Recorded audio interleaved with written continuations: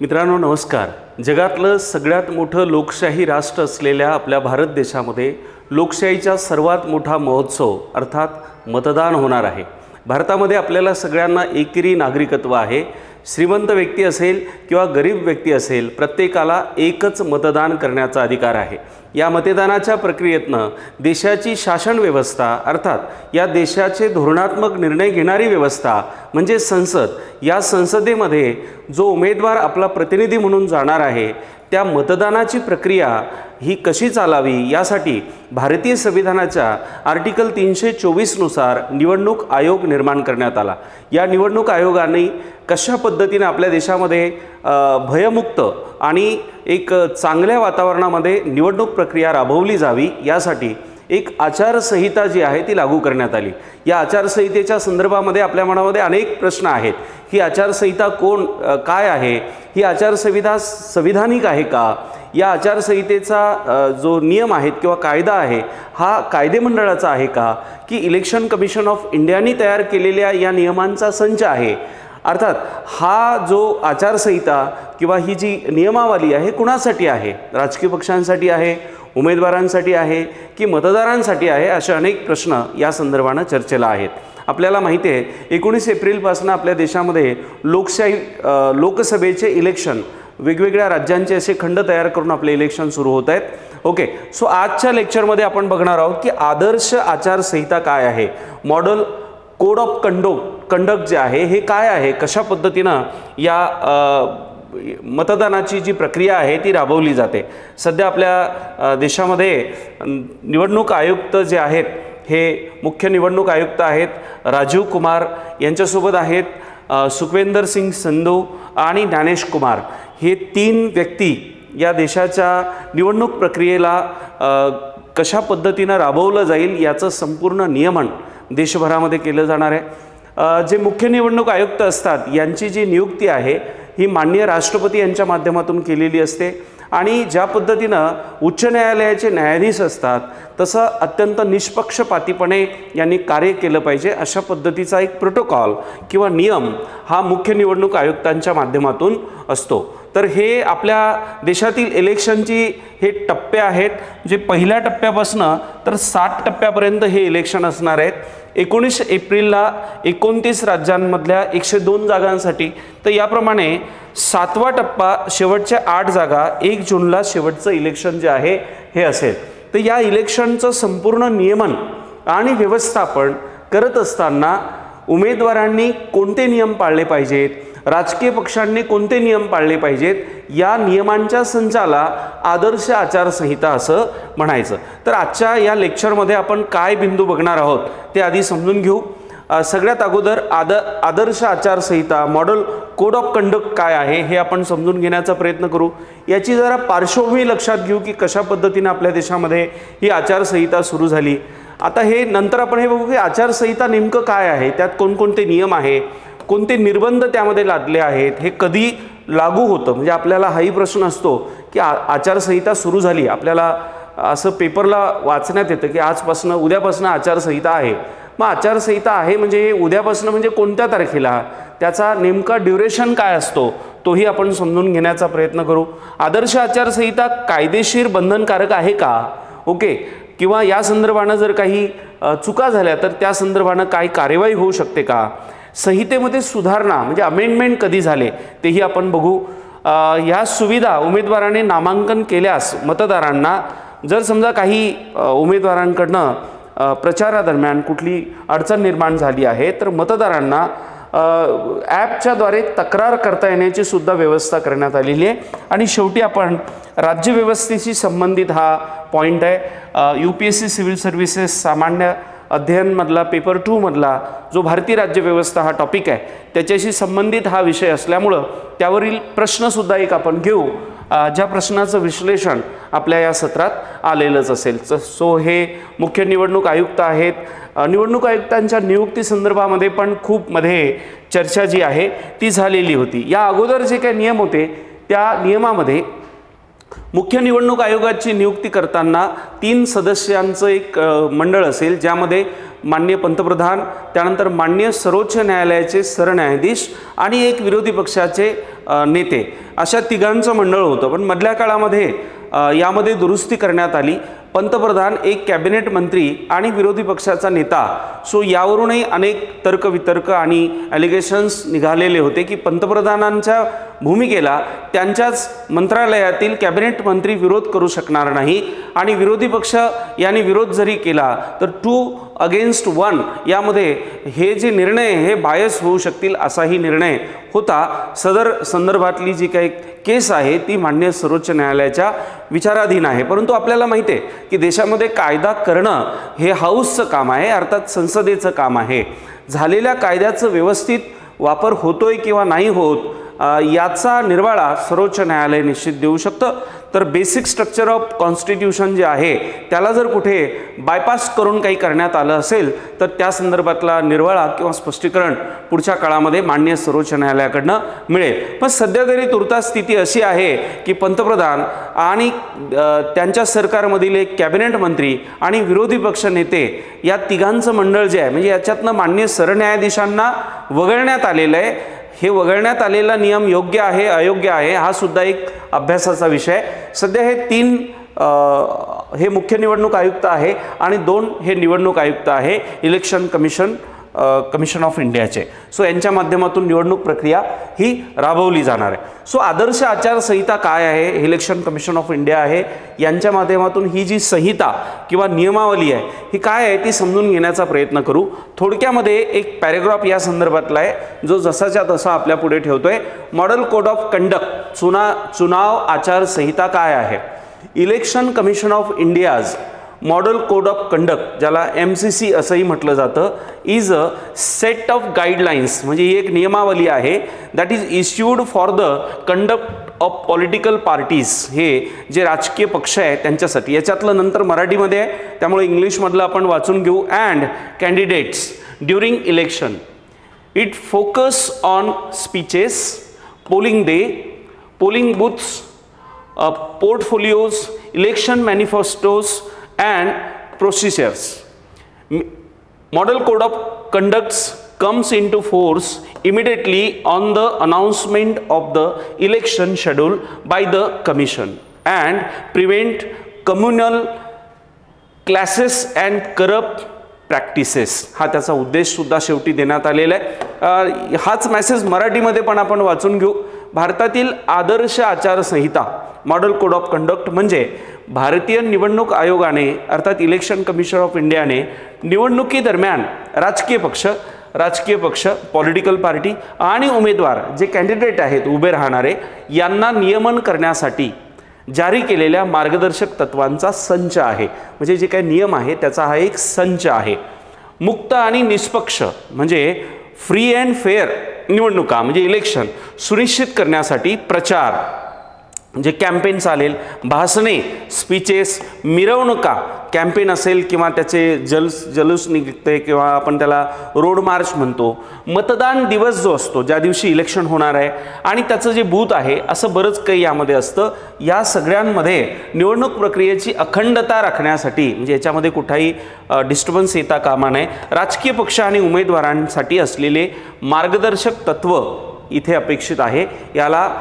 या सगळ्या मार्गदर्शक तत्वांना आदर्श आचारसंहिता असं म्हटलं जातं. ओके.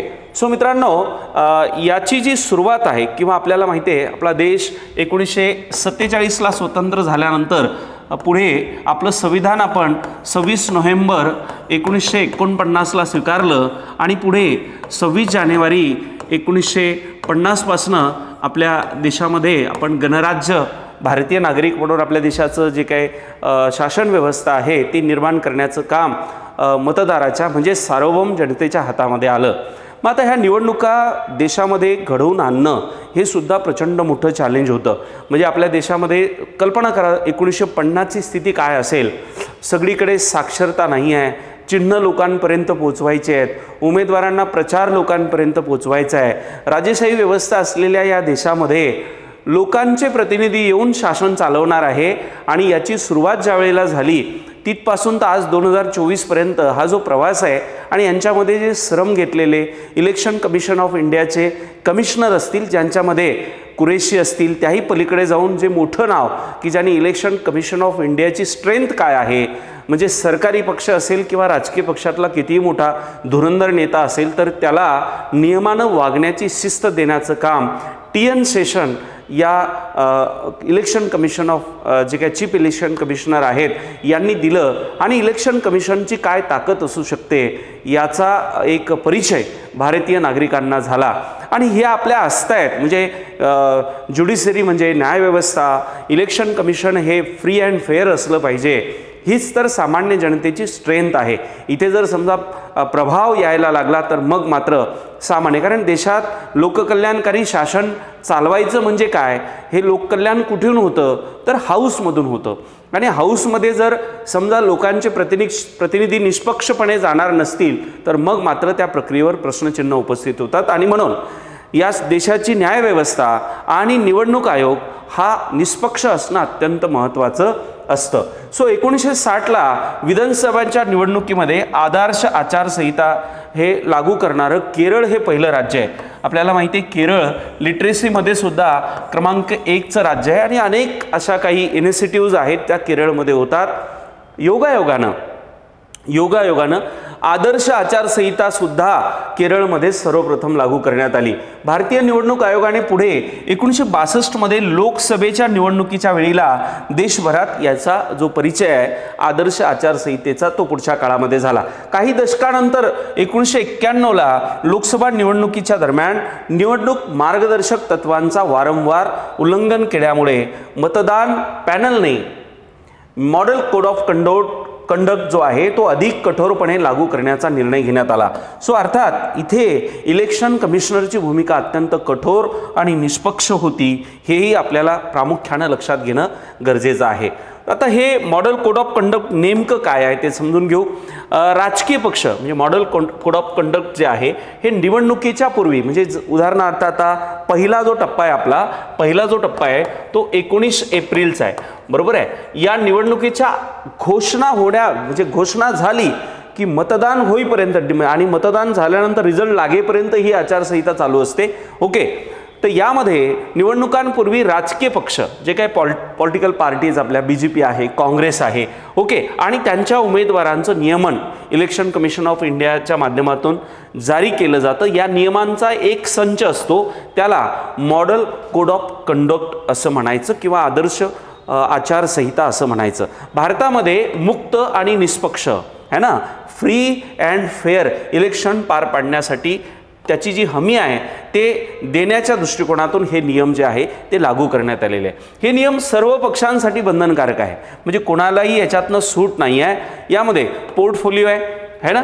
त्यानंतर कशा पद्धतीने त्याची प्रोसिजर राहील, मतदान केंद्रासाठी असलेले नियम आहे, याच्यामध्ये निवडणुकीपूर्वीची भाषणं आहे, म्हणजे कोण कसं भाषण देत आहे, त्यामध्ये जातीचा, धर्माचा, वर्गाचा, मतभेदाचा उल्लेख असता कामा नये। जर तसा झाला तर त्या संदर्भानं केस दाखल केली जाईल। मागचं एक उदाहरण तुम्हाला मेंबर ऑफ पार्लमेंट असलेल्या राहुल गांधींचं आठवत असेल की ज्यामध्ये त्यांनी एका XYZ आडनावाचा उल्लेख केला होता आणि त्या संदर्भानं मग केस दाखल झाली होती। ती बऱ्याच काळानंतर कोर्टामध्ये गेली आणि पुढच्या काळामध्ये त्यांनी त्याच्यावर काय निर्णय आला आणि ह्या सगळ्या बाबींबद्दल आपण वृत्तपत्रांच्या माध्यमातून बघितलं असेल। सो थोडक्यात काय संदर्भ हा आहे की उल्लेख खरं म्हणजे तिथे जातीचा असा उल्लेख नव्हता की देशातनं जे काही धन चोरणारे लोक आहे ते या आडनावाचेच काय आहेत एवढं त्यांनी म्हटलं होतं। ओके, पण त्याला जोडून ते पुढे जे आहे ते केस दाखल करण्यात आली। अर्थात तो न्यायप्रविष्ट विषय असल्यामुळं आपण त्याला गुगल करून बघू शकता। मतदानाचा दिवस कसा असेल, मग त्या दिवशीची पण आचारसंहिता आहे की मतदारांनी कुठे उभं राहावं, इलेक्शनचे जे अधिकारी असतील त्यांच्यासाठी पण नियम आहेत। ओके, जाहीरनामा आहे, कोणी जाहीरनामा देतं ना की आम्ही हे करू ते करू वगैरे वगैरे, त्यानंतर मॅनिफेस्टो म्हणू शकतो आपण त्याला, की आम्ही जर निवडणुकीत विजयी झालो, आता न्याय म्हणून काँग्रेस, भारतीय राष्ट्रीय काँग्रेस जो आहे यांनी न्याय योजना दिल्यात की काय आम्ही करणार आहोत देशामध्ये, रोजगार असेल, आणखी काय काय असेल। त्यानंतर मिरवणुका आहेत, याचे जे काही रोड शो निघतात त्याच्यासाठी सुद्धा नियम आहे। आता समजा एखाद्याने मिरवणूक काढायची आहे एखाद्याला, उदाहरणार्थ कुठे काढायची आहे, पुण्यात काढायची आहे, मग पुण्यात कुठे काढायची बाबा, FC रोडला काढायची आहे, कधी काढायची आहे, संडेला। आता समजा यांनी न विचारताच निवडणूक काढली आणि त्या दिवशी ऑलरेडी दुसऱ्याची मिरवणूक असेल तर काय होईल, गोंधळ होईल. दोन पार्टी, दोन वेगवेगळ्या विचारधारांचे लोक एकाच रोडवर आले तर काय होईल, वाद होऊ शकतो त्यांच्यामध्ये. आणि म्हणून जर मिरवणूक काढायची असेल तुम्हाला तर स्थानिक पोलीस स्टेशनला तुम्हाला तसं पत्र देऊन त्यांची परवानगी घ्यावी लागेल, जेणेकरून त्या निवडणुकीला प्रोटेक्शन दिलं जाईल. तिथे किती लोक गॅदर होणार, काय होणार हे पोलिसांना माहिती असेल. ह्या सगळ्या बाबी अत्यंत महत्त्वाच्या आहे. समजा तुम्ही परमिशन न घेता मिरवणूक काढली आणि तिचं जर काही घटना घडली तर त्यासाठी राजकीय पक्ष आणि संबंधित उमेदवार यांना दोषी धरलं जाऊ शकतं. सो हे झालं आचारसंहिता म्हणजे काय याचा एक थोडक्यामध्ये आपण परिचय. आता मॉडेल कोड ऑफ कंडक्ट कोणते निर्बंध लागते ते जरा समजून घेण्याचा प्रयत्न करू. याच्यामध्ये आचार आहे. आचार, आता मुळात इथे आदर्श हे जे 3 शब्द आहे ना, आदर्श म्हणजे काय, एक मॉडेल बिहेवियर म्हणजे एक चांगलं बिहेवियर. आचार म्हणजे आचरण, आचार म्हणजे आचरण है ना, आपलं आचरण कसं असलं पाहिजे. आणि त्यानंतर संहिता म्हणजे कायदा, कोड है ना, मॉडेल कोड ऑफ कंडक्ट. तर याला आदर्श व्यक्तीचं वागणं एक आदर्श वागणं असावं, त्याचं आचरण आदर्श असावं. अशा आदर्श वागण्यामध्ये काय असेल तर ते नियम म्हणजे ही आधारसंहिता त्याचा जो संच आहे त्याला आपण हे मॉडेल कोड ऑफ कंडक्ट जे आहे ते म्हणतात. आता याच्यात आचार आला म्हणजे बिहेवियर आलं. सभा आल्या, तुम्ही सभा आयोजित करताय त्याचं नियम आले. मिरवणुका आल्या, तुम्हाला मिरवणुका काढायच्या आहेत, कुठून काढायच्या, काय काढायच्या आहे, कुठलाही धार्मिक स्थळ असेल, काही असेल, तिथे काही घटना घडता कामा नये, ह्या सगळ्या बाबी इथे असेल. मतदानाचा दिवस असेल, मतदान केंद्र असेल, निरीक्षक असतील, सत्तेत असलेला पक्ष असेल, यांनाच जास्त नियमांची गरज आहे, कारण यांना प्रशासन शासन वापरायची सवय लागलेली असते. निवडणुका डिक्लेअर झाल्यावर सत्तेच्या कुठल्याही प्रशासनाच्या गाड्या असतील, कार्यालय असतील ते वापरता येणार नाही. आणि निवडणूक जाहीरनामा या संबंधी एकूण 8 तरतुदी याच्यामध्ये करण्यात आलेल्या आहे. 8 अत्यंत महत्त्वाच्या. आता याच्यात बघा, सत्ता राज्य किंवा केंद्रातील पक्ष त्यांच्या अधिकृत पदांचा वापर निवडणूक फायद्यासाठी करू शकणार नाही. म्हणजे एखादा मंत्री आहे, मुख्यमंत्री आहे किंवा पंतप्रधान आहे, यांना सुद्धा त्यांच्या पदाचा वापर प्रचारासाठी करता येणार नाही. त्यानंतर जाहिरातीसाठी आणि उपलब्धीचा प्रचार करण्यासाठी सार्वजनिक संसाधने वापरता येणार नाही. म्हणजे समजा उदाहरणार्थ आपल्या देशाचे गव्हर्नमेंटचे न्यूज चॅनल आहे, गव्हर्नमेंटच्या काही एजन्सीज आहेत, कार्यालय आहेत, ही जी काही संसाधनं आहेत, संसाधनांना आपण रिसोर्सेस म्हणतो, हे रिसोर्सेस सुद्धा वापरता येणार नाही. मंत्र्यांना निवडणूक कामासाठी अधिकृत कर्तव्ये जोडण्यास किंवा प्रचारासाठी सरकारी यंत्रणा वापरण्यावर बंदी असेल. जर नसती तर काय झालं असतं, शासन प्रशासनाच्या ज्या व्यवस्था आहेत या व्यवस्था जर वापरल्या गेल्या असत्या तर मग तिथे असलेले कलेक्टर असतील, SP असतील, त्यांच्यावरच निर्बंध लागले असते आणि ते सरकारी जे काही मंत्री आहेत त्यांच्या विरोधात भूमिका घेऊ शकले नसते आणि निवडणुका ह्या फ्री अँड फेअर होऊ शकल्या नसत्या. हे त्यातलं एक उदाहरण आहे की आचारसंहिता लागू झाल्यानंतर जे काही पोस्टर्स आहेत ते काढण्यात येत आहेत. का काढण्यात येत आहेत की असे पोस्टर्स आता लावता येणार नाहीत आचारसंहितेच्या काळामध्ये. पुढे कोणते निर्बंध लागते ते जरा समजून घेण्याचा प्रयत्न करू. कार्यक्रमासाठी सार्वजनिक सुविधांमध्ये समान प्रवेश दिला जाईल. जाहिरातीसाठी सार्वजनिक निधी वापरण्यास मनाई आहे. सार्वजनिक निधी म्हणजे काय, उदाहरणार्थ GSTचा पैसा आहे.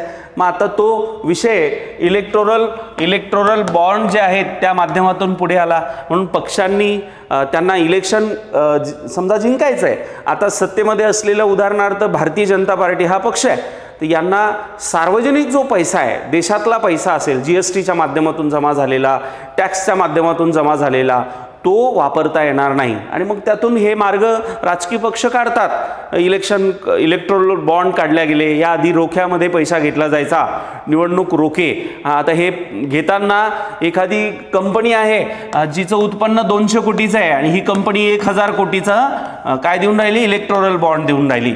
मग इथे सामान्य माणसानं म्हणजे त्याचे 5 लाख कुठून आले, त्याच्या उत्पन्नाचे स्रोत मागितले जाते. इन्कम टॅक्स जे आहे आपल्याला पत्र पाठवते, हे ॲडिशनल पैसे कुठून आले ते सांगा.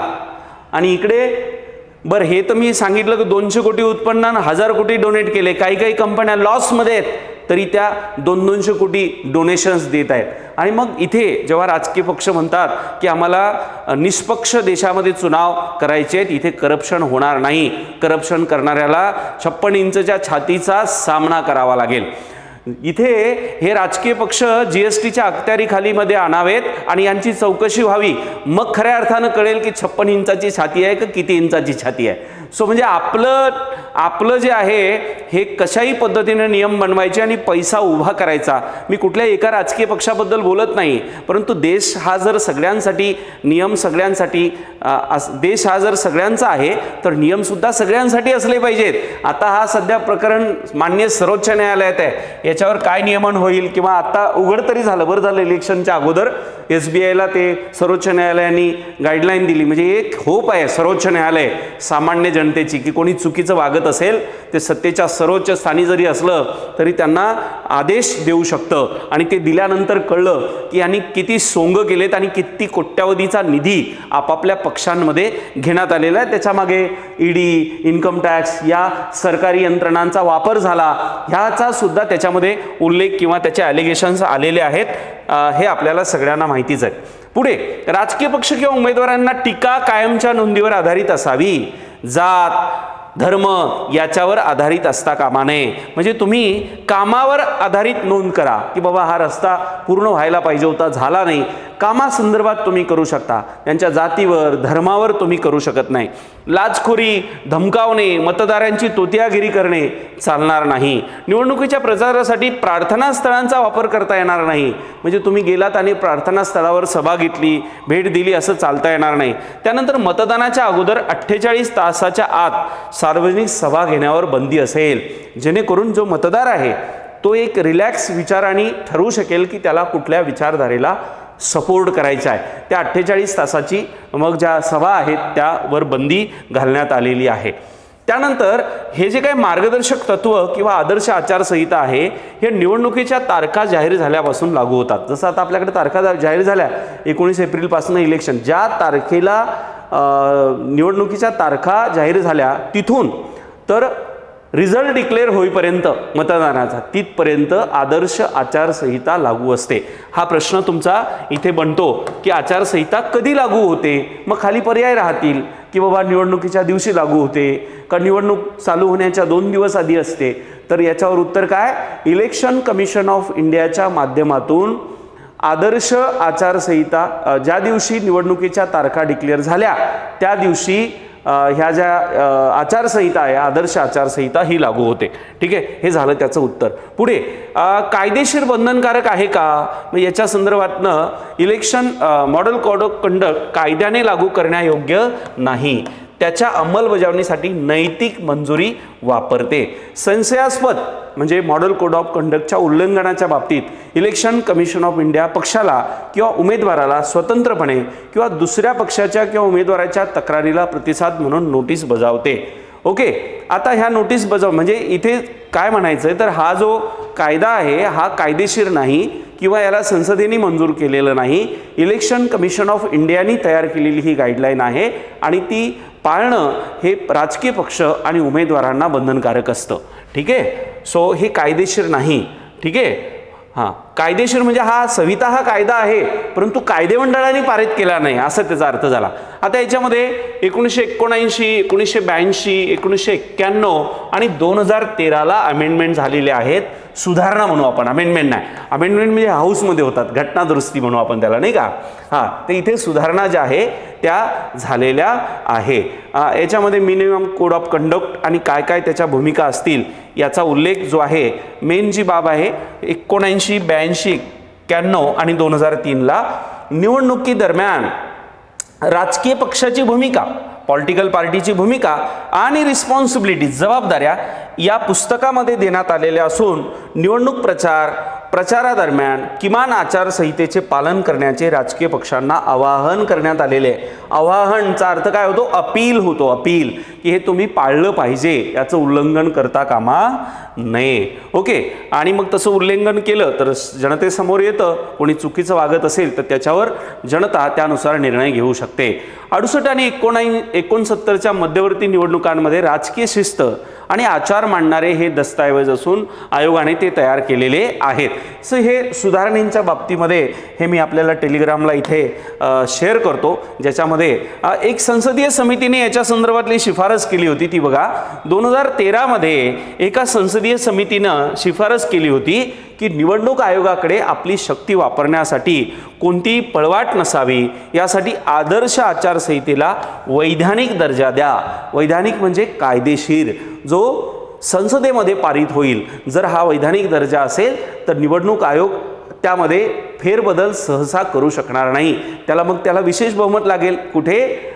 संसदेमध्ये लागेल. ओके, सो ही सूचना आहे, सध्या अजून हे झालेलं नाही. आदर्श आचारसंहितेच्या अधिसूचनेच्या संदर्भामध्ये बाकी काही डिटेल आणि या संदर्भात माजी मुख्य निवडणूक आयुक्त SY कुरेशी यांनी ज्या पद्धतीनं त्यांचा जो कार्यकाळ राहिलेला आहे किंवा TN सेशन यांचा कार्यकाळ राहिलेला आहे, तो अत्यंत उल्लेखनीय अशा पद्धतीचा आणि आदर्श आचारसंहितेला अत्यंत चांगलं बळ देणारा कार्यकाळ हा राहिलेला आहे. आता निवडणुकीच्या दरम्यान तुम्हाला असं लक्षात आलं की बाबा एखादा उमेदवार किंवा राजकीय पक्ष वेगवेगळे प्रकार चालतात, दारू वाटली जाते, पैसे वाटले जातात. मी हा आरोप करत नाही, ह्या सगळ्या बातम्या वृत्तपत्रांना येतात. आता तुम्ही बघा, निवडणुका चालू असताना एखादी गाडी पकडली जाते, त्याच्यात एवढे कोटी सापडले, कुठे दारूचे बॉक्स इकडून तिकडं नेताना सापडले. सो हे काय आहे? हे आमिष आहे. आणि मग जे काही विचारवंत आहे ते असं म्हणतात की ज्या देशाचं भविष्य, त्या जनतेचं भविष्य जी निवडणूक ठरवणार आहे, ते भविष्य जर एखादा व्यक्ती 500 रुपयामध्ये स्वतःला आपलं मत विकत असेल तर अशा देशाचं चांगलं भविष्य कसं राहू शकतं? सो इथे यावरही एक ॲप तयार करण्यात आलेलं आहे आणि या ॲपच्या माध्यमातून तुम्ही जर अशी काही घटना घडताना तुम्हाला दिसली, उदाहरणार्थ पैसे वाटताना दिसले, कोणाला दारू वाटली चालली आहे गॅदर करून लोकांना, तर तुम्ही त्याचा फोटो काढून त्याचा फोटो किंवा व्हिडिओ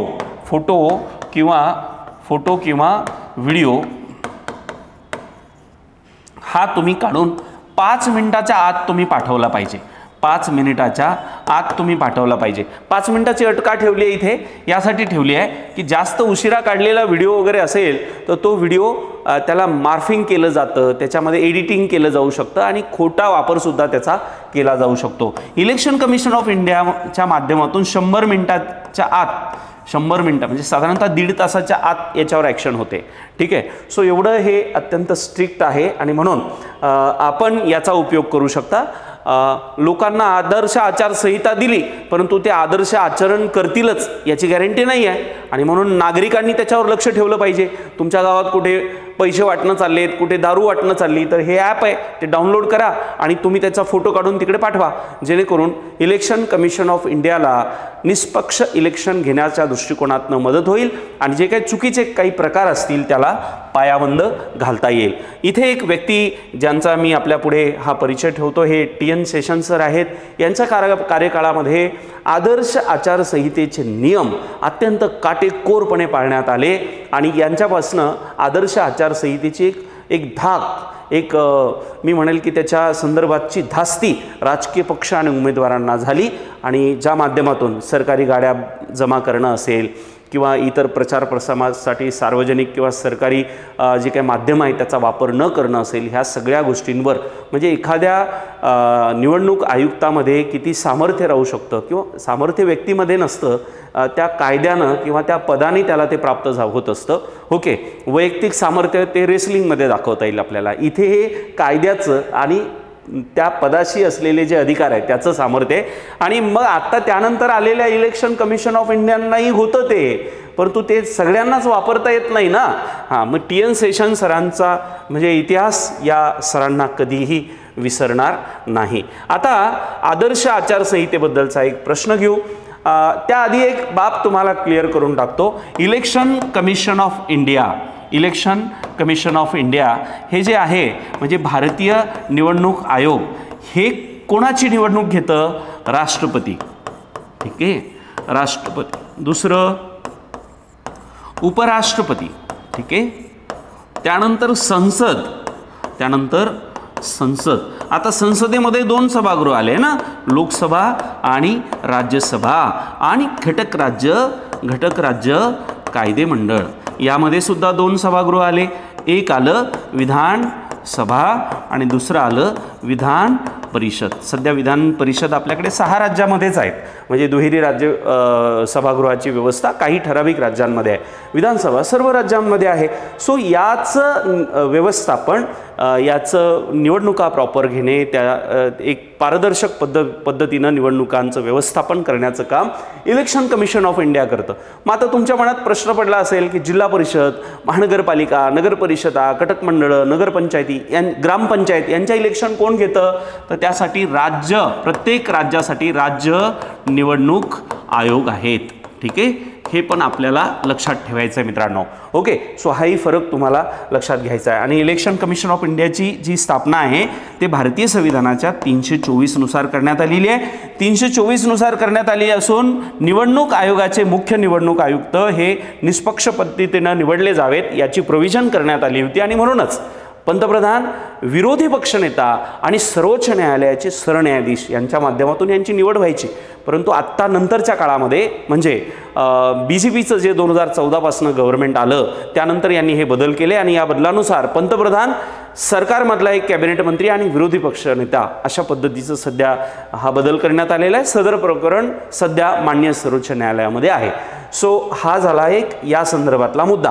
आता तुम्हाला एक प्रश्न विचारतो, जसं की तुम्हाला माहिती आहे हा टॉपिक भारतीय राज्यव्यवस्थेचा आहे, तर यावर प्रश्न आहे, आदर्श आचारसंहिता म्हणजे मॉडेल कोड ऑफ कंडक्ट खालीलपैकी कोणत्या स्वरूपाचा कायदा आहे? संविधानिक कायदा आहे का, म्हणजे भारतीय राज्यघटनेनुसार तयार केलेला कायदा आहे का, कायदेमंडळाचा कायदा आहे का?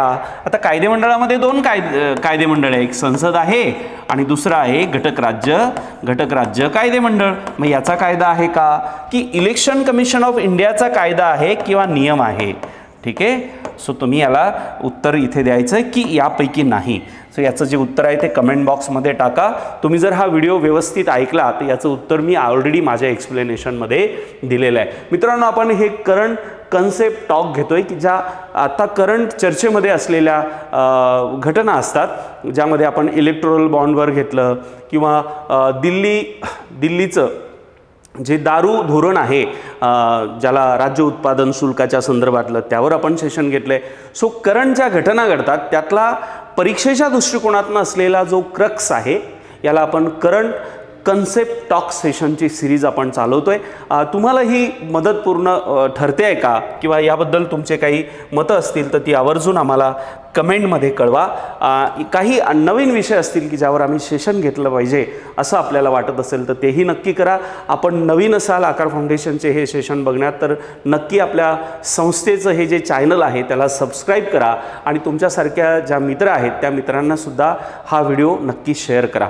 मित्रांनो, यासोबत आपल्याला कनेक्ट राहण्यासाठी आपलं आकार फाउंडेशनचं टेलिग्राम चॅनल आहे @ आकार UPSC MPSC हे आपण जॉईन करा, ज्यामध्ये अभ्यास साहित्य, नोट्स, टेस्ट सिरीज ह्या सगळ्या बाबी आपल्याला शेअर केल्या जातात आणि त्या निमित्तानं आपल्याला एकमेकांच्या संपर्कात राहता येतं. तुम्हा सगळ्यांना पुढील यशस्वी तयारीसाठी मनपूर्वक शुभेच्छा देतो. पुढील नवीन करंट कन्सेप्ट टॉपमध्ये आपली भेट होईल. आपण मला जॉईन केलं त्याबद्दल थँक्यू. All the best.